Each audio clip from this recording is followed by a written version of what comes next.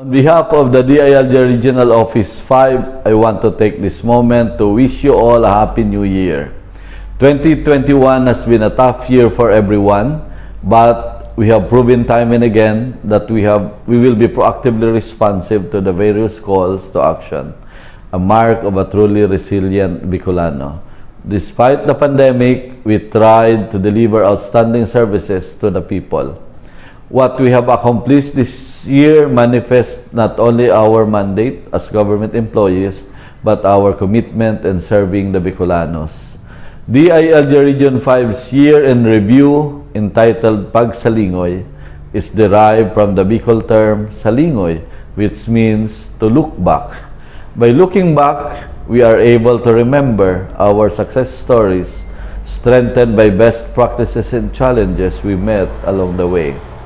This is an output of our efforts, initiatives, and convergence with partner stakeholders. Madya sa maugmang pagsalingoy sa taong 2021.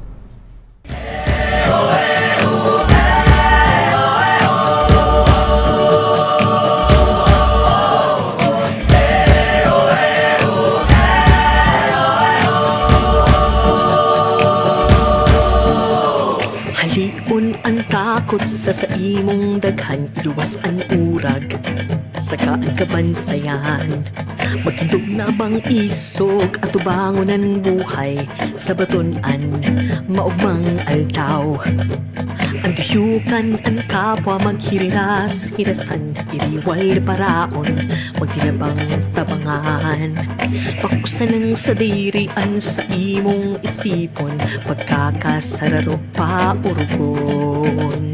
Madya ng muknaon na banggayon na kaagahan, ikasaka ako magkaibahan sa batunan ka panahunan.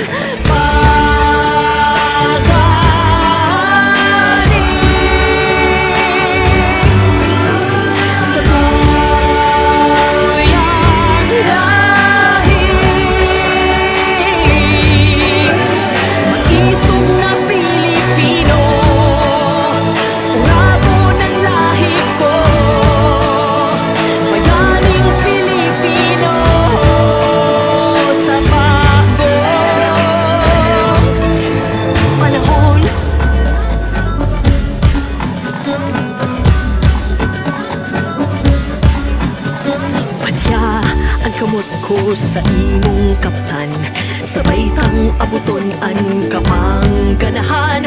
Magdanay kita sa satong pagpanday, kusog ta ang tiwala sa kagurangan. Madya na muknaon na banggayon na kaagahan, ikasaka ako magkaibahan sa batunan ka panahunan.